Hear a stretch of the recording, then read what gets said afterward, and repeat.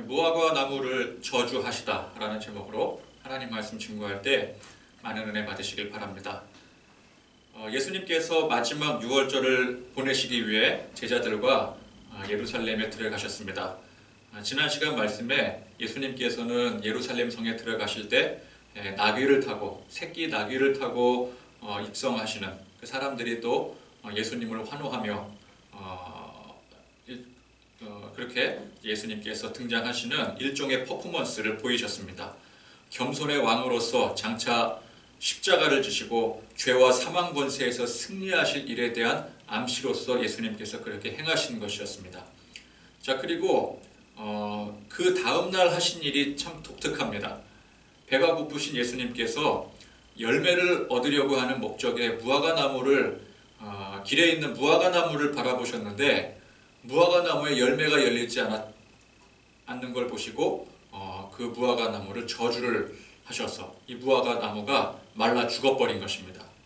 자, 오늘 이 부분은 성경 학자들도 이건 난해한 본문이다 라고 여기는 장면입니다. 이 파괴나 소멸은 원래 예수님의 스타일이 아닙니다. 항상 예수님은 무에서 유를 만드셨습니다. 천지를 창조하신 삼위일체 하나님이 예수님이시고, 그러니까 창조주시잖아요.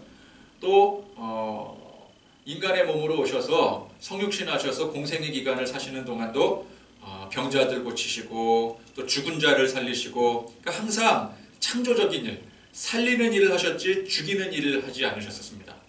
물론 이제 질병이나 죽음이라는 그 입장에서는 자기들을 죽이는 일이었지만은 파괴하는 일이었지만 엄밀히 이 영역은 예수님과 반대되는 악의 영역이기 때문에 우리 입장에서는 예수님 입장에서는 예수님은 언제나 살리는 일을 하신 것이었습니다.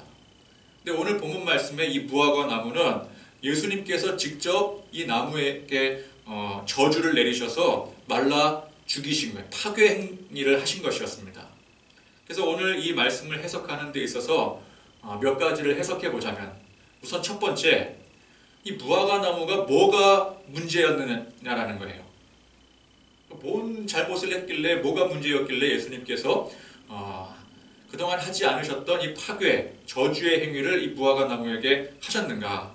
근데 보니까 사실 이 무화과 나무 자체에는 아무런 문제가 없었습니다.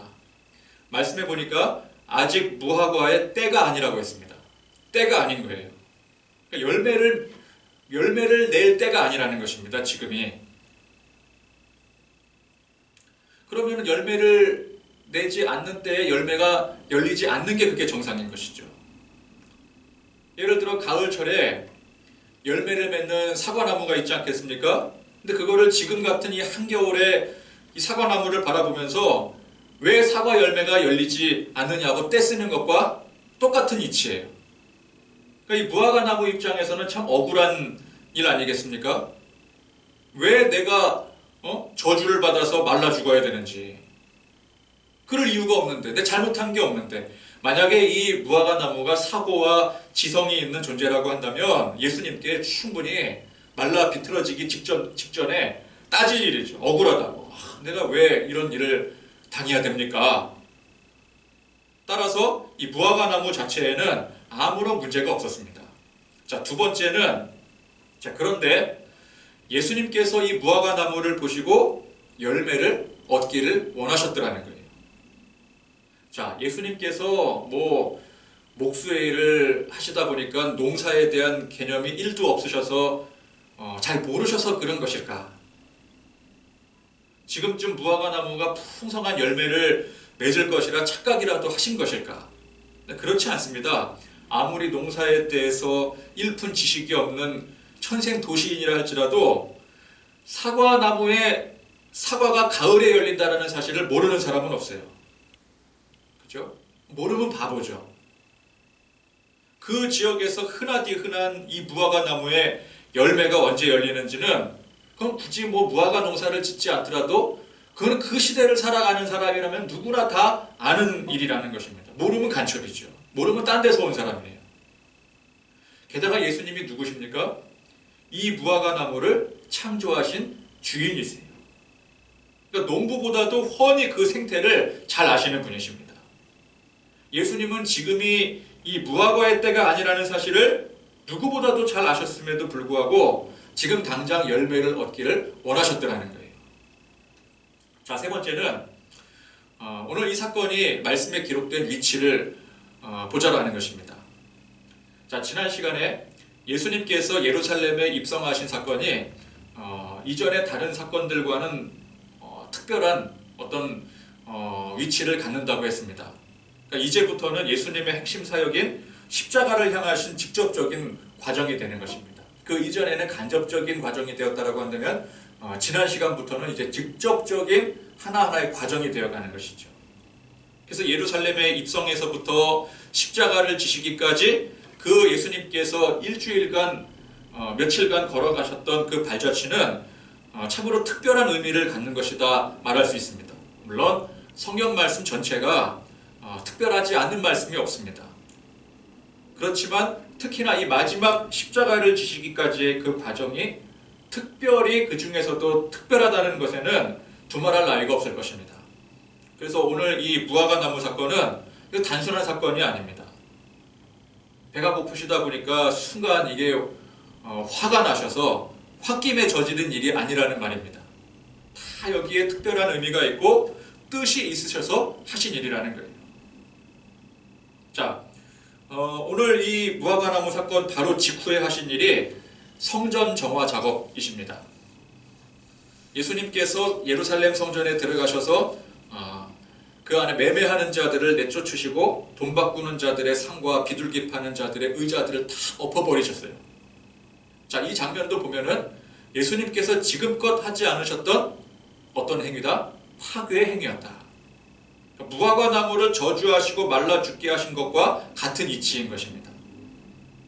그러면 예루살렘 입성 바로 다음날 하신 이 두 가지 일이 그러니까 무화과 나무를 말라 저주하신 일과 또 성전 정화를 위해서 다 뒤집어 엎으신 이 일들이 밀접한 관련이 있는 사건임을 알 수가 있는 것이죠.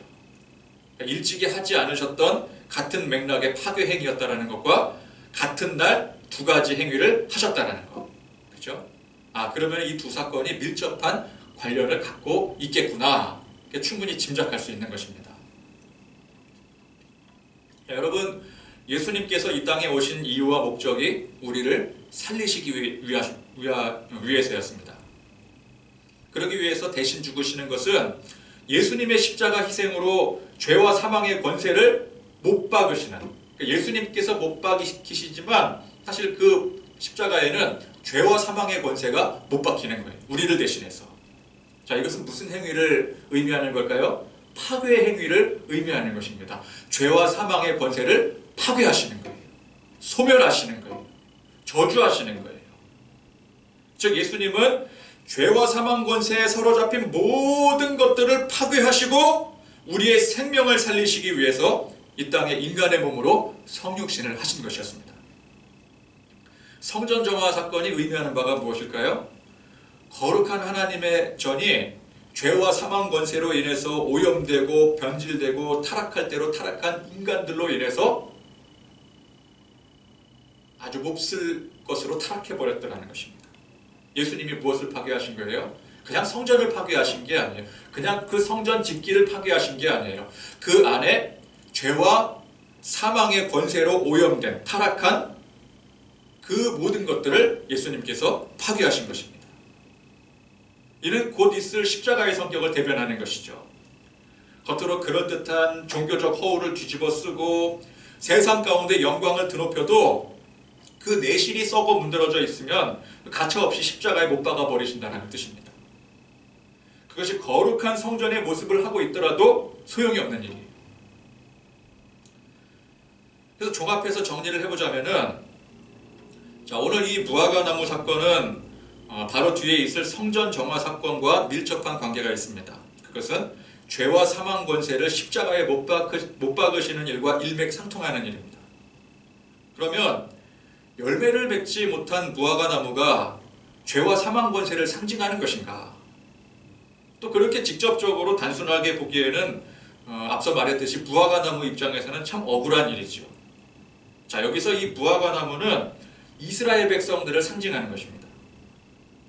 이스라엘의 대표적인 과실이 포도, 또 무화과 아니겠습니까? 뭐 올리브도 있겠지만 어쨌건. 그러니까 오늘 말씀에 이게 무화과 나무가 아니라 포도나무가 나왔을 수도 있는 일이에요. 다만 포도나무 열매인 이 포도주가 나중에 예수님의 피를 상징하기 때문에 오늘 이 무화과 나무는 이스라엘의 상징으로 등장한 것이 아닌가. 저는 이제 개인적으로는 그런 이제 견해를 한번 생각해 봅니다. 어쨌건 성경 주석에는 뭐 그런 내용까지는 나와 있지 않지만 오늘 말씀에 나오는 이 무화과 나무가 이스라엘 백성들을 상징한다. 이제 그렇게 학자들도 해석을 하고 있습니다. 자, 그런데 이 무화과 나무가 이스라엘 백성들을 상징을 하게 되는데 포인트는 뭐예요? 열매 맺지 못한 나무라는 거예요. 어떤 이유든지 간에 열매를 맺지 못했더라. 이게 오늘 말씀의 포인트입니다. 자, 그러면 앞서 말씀드린 바와 같이 이 무화과 나무 입장에서는 당연히 내가 열매를 낼 때가 아니라 열매를 내지 않고 있는데 이게 뭐가 문제가 되느냐 라고 억울해할 수 있는 것이죠. 자, 그러나 여기서 핵심 포인트는 무화과 나무가 아니라 예수님이십니다. 예수님이 핵심이에요. 자, 이 무화과 나무에서 열매를 바라는 이가 다른 어떤 사람이었다라고 한다면 그 사람이 잘못한 거예요. 한 나라의 왕이 행차했다 할지라도 무화과 나무가 열매를 낼 때가 아닌데 왕이 나왔다고 해서 일부러 무화과 나무가 열매를 내는 일은 없는 거예요. 또 그걸 또 뭐라고 역정 내고 거기다 저주까지 내리면 저주를 내린 그 사람이 문제인 것이죠. 무지한 거예요, 무지한 거. 그러나 무화과 나무 아래에서 열매를 맺기 원하신 분이 다름 아닌 예수님이십니다. 예수님이 어떤 분이십니까?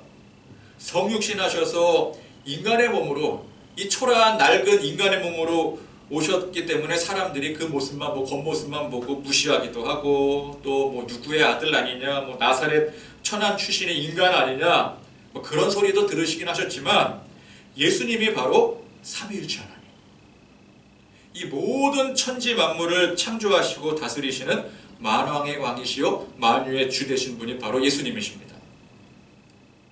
그래서 그 예수님께서 원하시고 명하실 때 어떤 일이 벌어지게 되겠습니까? 예수님이 명하시니 불치병이 치유가 되고 죽은 사람이 살아나고 바람과 파도가 잠잠해지는 일이 벌어지는 거예요. 우리는 이것을 놀라운 기적이라고 하죠. 그러니까 예수님은 창조주시기 때문에 예수님에게는 이게 기적이 아니에요. 이게 당연한 일이에요. 예수님이 원하시는 대로 일이 벌어져야 되는 거예요. 로마의 백부장이 자기 하인이 병에 걸렸을 때 예수님께 뭐라고 말을 합니까? 굳이 오실 필요도 없습니다. 말씀만 하시옵소서. 그랬어요.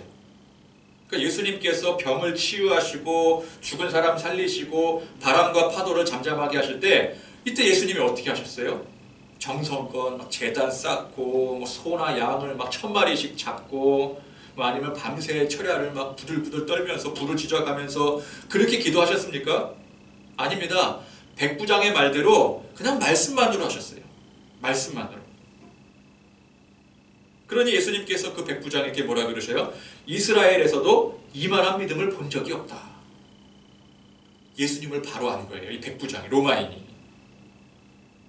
자, 그렇다면 이 백부장의 말대로 꼭 말씀을 하셔야지만 또 되는 일일까요? 아닙니다.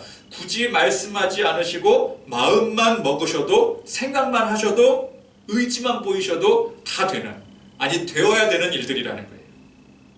그저 이 마음속에 저 병자가 불쌍하다, 내가 좀 고쳐줘야 되겠다 그러시면은 그 병자 몸속에 있었던 질병균, 뭐 바이러스 이런 것들이 그냥 알아서 물러가는 거예요. 알아서.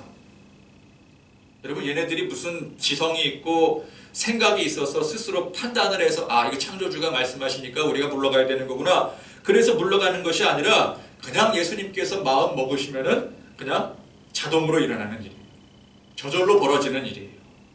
이 창조주의 능력입니다.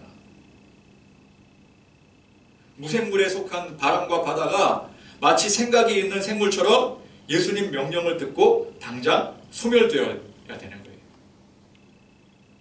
예수님께서 바다 위를 걸어가실 때 바다 표면에서 이 뭐 장력을 막 수백 배 이상 자기가 알아서 만들어내든지 아니면은 그 순간만큼 중력이 없어지든지 그래야 되는 거예요. 물고기 2마리와 보리떡 5개로 여기 있는 사람 5,000명 전부 나눠주거라. 그러면은 이미 조리된 이 물고기와 떡들이 이게 뭐 자가 증식을 스스로 해서라도 이 5,000명이 먹고도 남도록 해야 되는 거예요. 자, 그런데 여기서 세상 이치나 과학적인 원리 그런 거 들먹이면서 이미 바이러스 말기라서 안 되겠는데요. 과학적 법칙상 사람 무리를 걸을 수가 없는데요. 질량 보존의 법칙에 따라서 5,000명 먹이는 일은 불가능한 일입니다. 이럴 수 있겠습니까? 그냥 예수님께서 생각하시고 말씀하시는 순간 그 자체가 이미 법칙이 되는 것이고 질서가 되는 거예요. 그러니까 예수님은 모든 법칙과 질서를 정하시는 분이십니다. 정하신 것 이용하시는 분이 아니세요. 그거 정하시는 분이 예수님이세요. 그러니까 무화과 나무가 열매를 낼 때가 아니다 할지라도 예수님께서 지금 당장 시장하셔서 내가 열매를 얻었으면 좋겠다 하는 순간 열매는 저절로 맺혀져야 되는 거예요. 그게 법칙입니다. 예수님의 법칙이에요. 세상 법칙이 아니라. 세상 법칙에는 무화과가 나무를 낼 수가 열매를 낼 수가 없는 거죠. 그러나 예수님의 법칙에는 그 순간 열매를 내야 되는, 저절로 내야 되는 거예요. 자, 그런데 이 무화과 나무는 예수님께서 원하셨음에도 불구하고 열매를 내지 않았더라는 거예요. 이건 상징입니다. 이스라엘 백성을 상징한다고 했잖아요. 그러니까 이 이스라엘 백성, 하나님의 백성이라고 일컫는 자들이 하나님께서 원하시고 뜻하시고 명령하시는데도 불구하고 여기 순종하지 않는 상태를 말하는 거예요. 열매 맺지 못하는 나무. 열매를 맺어야 되는데도 불구하고 열매 맺지 못하는 나무. 그러니까 하나님의 거룩한 백성이 하나님 말씀에 순종하지 않고 불순종을 일삼는 행위. 하나님의 거룩한 성전에서 하나님의 뜻과는 전혀 거리가 먼 타락에 젖어든 행위. 이 두 사건 아니겠습니까? 이게 같은 맥락이라는 거예요. 여러분, 원래 피조물은 창조주에 철저히 종속된 존재들입니다. 개별적으로 가진 능력이나 원칙, 아니면 그 세계 안에서 정해져 있는 과학적 법칙과는 별개로 창조주께서 원하시고 명하시는 대로 되어야 되는 게 이게 피조물이에요. 이 피조물의 원칙입니다. 무화과 나무가 자기 스스로 때를 초월해서 열매를 맺는 능력은 없습니다. 그러나 창조주께서 그렇게 하시겠다라고 하시면 그냥 그렇게 초월되어서 되어지는 게 그게 창조주의 법칙이에요. 마땅히 이성과 사고를 가진 우리 인간은 창조주의 뜻대로 순종해야 되는 거예요. 창조주의 뜻대로 생각하고 창조주의 뜻대로 따라야 되는 것입니다.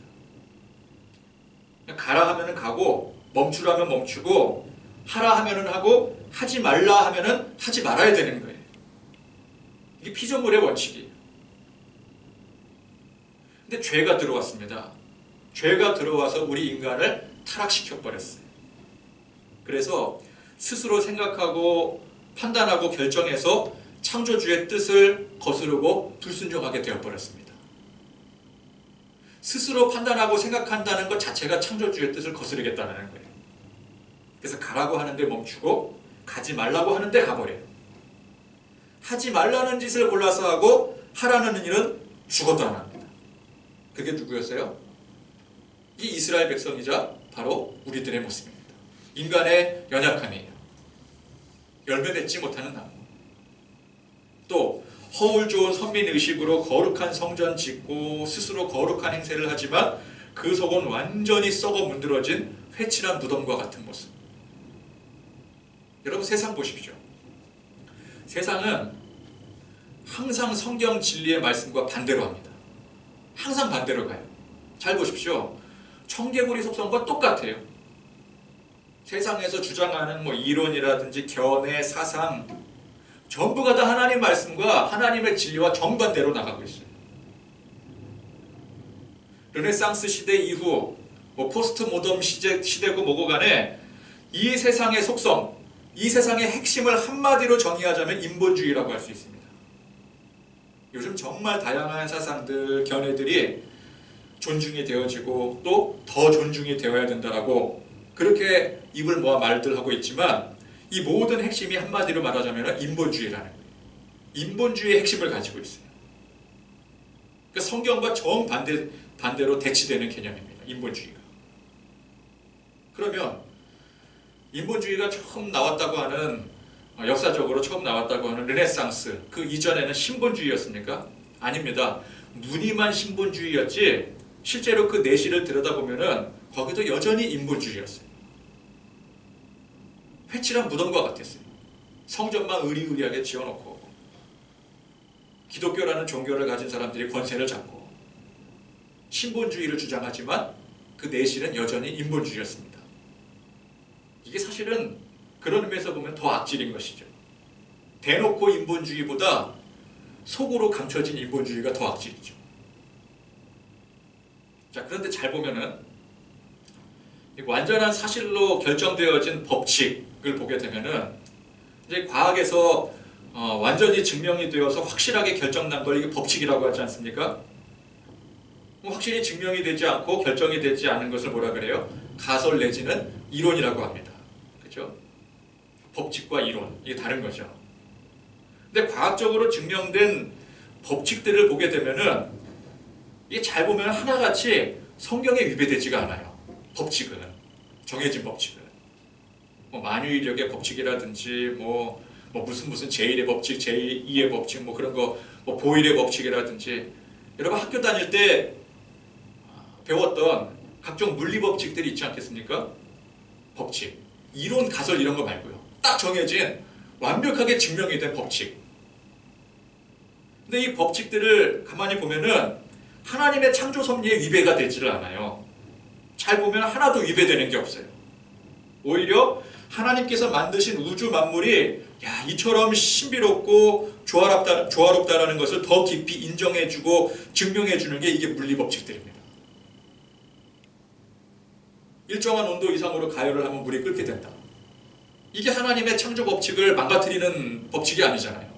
오히려 더 증명을 해주는 거죠. 하나님께서 이토록 세밀하게 만드셨구나. 높은 곳에 있으면 반드시 낮은 곳으로 물체는 떨어지게 된다. 이 중력의 법칙 아니겠습니까? 만유인력의 법칙이라든지 이런 것들이 하나님께서 이토록 세밀하게 정말 과학적으로 계산적으로 만드셨구나. 이치에 딱딱 들어맞는구나. 이게 법칙이거든요. 이 법칙이 하나도 창조를 부정하는 게 아니에요. 그런데 아직 증명되지 않는 가설들이라든지 무슨 이론 같은 것들 그런 것들 보면은 대부분이 창조를 부정하는 내용들이에요. 왜 그렇겠습니까? 사람들이 은연중에 무신론을 기반으로 가설을 세워나가기 때문에 그래요. 근데 정작 법칙으로 정해진 것들은 창조를 부정하는 내용이 결코 아니라는 거예요. 그럼 뭐가 문제인 것입니까? 결국 인간이 문제라는 거죠. 인간의 생각이 문제인 거예요. 생각하는 모든 게 문제라는 거예요. 원래는 인간이 문제가 아니었는데 타락한 인간이 문제인 것입니다. 죄로 인해서. 아담과 하와가 자유의지로 하나님의 명을 어기는 순간부터 모든 인간은 죄로 인해 타락하고 오염되어 버렸습니다. 그래서 하는 행동 모든 것들, 생각하는 모든 것들이 다 악한 거예요. 그래서 정작 자연, 물리 법칙들은 하나님의 존재나 이 창조를 부정하지 않아요. 근데 인간이 내세우는 가설, 학설, 이론 이런 것들은 거의 전부가 다 하나님의 존재와 창조를 부정하고 있습니다. 이거 가만히 생각해 보면은 정말 그러네? 그러실 수 있어요. 그러니까 사람들이 자꾸만 이 창조를 부정하고 무신론을 주장하려고 하는 것들은 그 기준으로 되는 것들은 법칙으로 정해진 게 없어요. 어떤 사람은 착한 일 많이 하고 선한 행위를 많이 하면 천국 간다고 합니다. 천국이 아니라 다른 사후세계든지 간에 어쨌든 착한 일을 많이 하고 선한 행위를 많이 해야 된다고 생각하는 사람들이 많이 있죠. 아니, 인간 자체가 악하고 그냥 그 생각 자체가 하는 행위 자체가 전부 악으로 오염되어 있는데 그 오염된 생각과 행동을 가지고 선한 일을 한다는 그 자체가 이미 그게 선이 아닌 것입니다. 그러니까 우리가 생각할 때는 이렇게 생각하면 이거 선한 생각이지 라고 생각할 수 있겠지만 하나님 보시기에는 그 제멋대로인 거예요. 자기 기준으로. 그렇죠? 자기 기준으로 아무리 옳다고 주장하는 것이 있다 한들 하나님 보시기에는 그 제멋대로인 거예요. 피조물이 창조주의 생각대로 창조주의 명령을 따라야 되는데 그건 다 배제해버리고 자기들끼리 생각해서 야 이거는 착한 일이다, 이것은 옳은 일이다, 이거는 선한 행동이다, 그 열심히 해야 된다, 그렇게 열심히들 하고 삽니다. 그 자체가 이미 문제인 거예요. 그게 죄예요, 죄. 그러니까 내가 생각할 때 옳은 것, 선한 것, 착한 것, 또 우리가 생각할 때 옳고 선한 것, 이게 인본주의예요, 인본주의. 그러니까 인본주의 자체가 이미 피조물이 창조주의 손에서 벗어나고자 하는 절대 악인 것입니다. 여러분, 인본주의는 절대 악이에요. 그걸 아셔야 돼요. 그래서 예수님께서 가차없이 이 무화과 나무를 저주하여 말라 죽여버리시고 또 성전을 뒤집어 엎으시는 파괴 행동을 하신 거예요. 창조주의 섭리에 벗어났기 때문에. 창조주의 손에서 벗어나 제멋대로 생각하고 결정하고 자기 서로들 끼리끼리들 좋다고 하는 모든 일들의 결과가 어떻다라는 거예요? 오늘 이 무화과 나무가 파괴된 저주받은 것처럼 성전을 뒤집어 파괴하신 것처럼 결과가 이렇다라는 것을 상징적으로 보여주시는 것입니다. 이 무화과 나무는 원칙대로 했습니다. 우리도 다 사람 사는 나름대로의 원칙대로 살고 있죠. 생각이 있으니까 뭐 스스로 생각을 하고 자유의지가 있으니까 마음대로 결정하고 그게 뭐가 문제냐? 그게 당연한 거 아니냐? 이게 인간의 본 모습 아니냐? 그러니까 무화과 나무가 아직 열매의 때가 아닌데 열매를 못 내는 게 이게 당연한 일이지. 그러나 이 무화과 나무나 우리가 하나님의 피조물이 아니라고 한다면 그렇게 해도 마땅하겠지만 무화과 나무나 우리 모두는 하나님이 지으시고 다스리시는 피조물이라는 것입니다. 그래서 때가 아니라고 열매를 안 내면 안 되는 것이고 내 뜻대로 생각하고 판단하고 자유의지를 누리며 살면 안 되는 거예요. 그런 자격이 없어요. 그런데 다들 착각하고 월권을 행하면서 살아가고 있는 것입니다. 근데 그렇게 살다가 어떻게 된다고요? 오늘 이 무화과 나무의 교훈처럼 저주처럼 무서운 결말을 맞이하게 되는 거예요. 우리 주님은 무화과 나무가 말라 죽어버리는 저주에 우리를 그냥 내버려 두지 않으셨습니다. 그냥 두면 어떻게 돼요? 하나님께서 창조주께서 그냥 둬버리시면은 우리 모두가 이 무화과 나무처럼 말라 죽어버리는 거예요. 세상에서 어떻게 살았건 뭐 흉악범으로 살았건 위인으로 성인으로 살았건 간에 그 결말은 모두가 똑같이 저주받는 것입니다. 그렇게 내버려 두지 않으시기 위해서 예수님께서 친히 십자가를 지신 거예요. 그러니까 오늘 이 무화과 나무의 교훈이 바로 이게 우리의 현실이라는 것입니다. 답이 없다는 거예요. 온통 절망과 저주의 결말뿐인 것입니다. 그러나 그 가운데 걸어가신 예수님의 십자가를 보라는 것입니다. 열매 못 내고 제멋대로 사는 저주받은 인생이라 할지라도 그러나 주님 바라보면 예수님의 십자가 바라보면 산다는 거예요. 그래서 지난 시간 예루살렘 입성 이후에 예수님께서 하신 모든 행적들의 결말이 십자가입니다. 그러니까 우리 인생이 결국 예수님의 십자가로 향해야 된다는 거예요. 우리는 얼른 정신 차려서 보다 착한 사람 되고 선한 사람 되고 훌륭한 사람이 되려고 합니다. 그렇게 되려고 열심히 노력을 해요. 자, 그런데 언제 정신 차리고 언제 노력해서 그런 사람이 될 수가 있을까요? 여러분, 아쉽게도 이거는 죽었다 깨나도 못합니다. 그렇게 열심히 노력하고 사는 사람은 언제나 후회가 남는 거예요.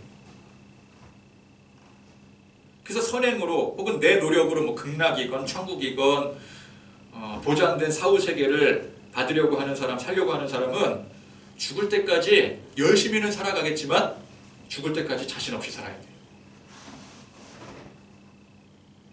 내가 이렇게 열심히 살았으니 뭐 나중에 죽고 나면은 뭐 어디를 가건 간에 나는 충분한 보답을 받을 수 있는 사람이다. 이렇게 생각하는 사람이 있다면 그 생각이 아주 짧은 거예요. 여러분, 우리가 조금만 깊이 생각해 보면은 열심히 선을 행하며 살아야 될 텐데, 근데 도대체 얼마 정도 열심히 해야 될까? 그 기준이 뭘까? 어느 정도 착하게 살고 어느 정도 훌륭하게 살아야 될까? 기준이 있습니까? 가만히 생각해 보면 기준이 없어요. 그 기준이 없으니까 자신이 없는 거예요. 기준이 명확하게 있으면은 그 기준에 도달했으면 자신이 생기겠죠. 그러나 기준이 누구도 기준을 알 수가 없어. 그죠? 열심히 살려고 하는데 열심의 기준이 뭐예요? 착하게 살아야 된다, 선하게 살아야 된다 그러는 착하고 선하게 사는 그 기준이 뭐냐고요. 누구도 그 기준을 제시해 주지 않아. 기준이 없으니까 불안한 거예요. 뭘 어떻게 해도 불안한 거예요. 막 살아도 불안한 거고 잘 살아도 불안한 거예요.